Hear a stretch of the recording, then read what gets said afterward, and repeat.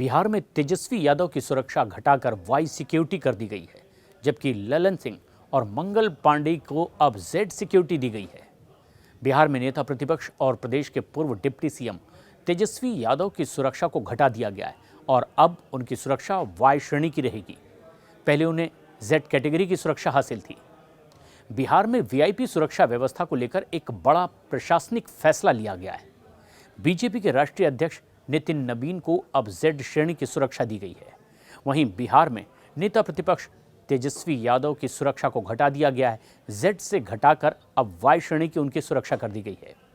BJP के प्रदेश अध्यक्ष संजय सरावगी को जेड श्रेणी की सुरक्षा मिली है। वहीं केंद्रीय मंत्री और जेडीयू से सांसद ललन सिंह, स्वास्थ्य मंत्री और बीजेपी नेता मंगल पांडे को भी जेड श्रेणी की सुरक्षा बिहार में दी गई। इसके अलावा बिहार कांग्रेस के पूर्व अध्यक्ष और एमएलसी मदन मोहन झा, बिहार कांग्रेस के प्रदेश अध्यक्ष राजेश कुमार, आरजेडी के राष्ट्रीय उपाध्यक्ष और विधानसभा के पूर्व स्पीकर उदय नारायण चौधरी की वाई श्रेणी की सुरक्षा भी पूरी तरह से हटा ली गई है। सरकारी सूत्रों के मुताबिक ये बदलाव सुरक्षा एजेंसियों के द्वारा किए गए नए खतरे के आकलन के आधार पर किया गया है। जेड कैटेगरी की सुरक्षा में शामिल होने वाले नितिन नबीन को 20 जनवरी 2026 को बीजेपी का राष्ट्रीय अध्यक्ष निर्विरोध चुना गया। उन्होंने पार्टी के सबसे युवा अध्यक्ष के रूप में एक इतिहास भी रचा। प्रधानमंत्री नरेंद्र मोदी ने इस मौके पर उन्हें अपना बॉस तक कहकर संबोधित किया और साफ कर दिया कि पार्टी के मामलों में अब नितिन नबीन के फैसले ही सर्वोपरि होंगे। अभी हाल ही में बिहार विधानसभा के चुनाव हुए थे। विपक्ष के नेता तेजस्वी यादव ने सत्ता पक्ष पर ऐसे में निशाना भी साधा। उन्होंने चुनाव परिणाम को लेकर कहा कि पूरा देश कह रहा है कि हालिया बिहार विधानसभा चुनाव में लोक हारा और तंत्र जीता। उन्होंने कहा कि जनतंत्र को धनतंत्र और मशीन तंत्र बना दिया गया। यह आरोप तेजस्वी यादव ने लगाया।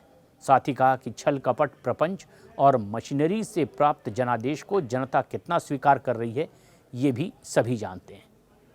बिहार में विधानसभा चुनाव 2025 और सरकार के गठन के कुछ ही महीने बाद कई बड़े नेताओं की सुरक्षा में बदलाव सियासी हलकों में बहुत अहम माना जा रहा है। इसे लेकर चर्चा हो रही है। कहा जा रहा है कि फैसला प्रदेश स्तरीय सुरक्षा समिति की रिपोर्ट और खुफिया इनपुट के आधार पर लिया गया।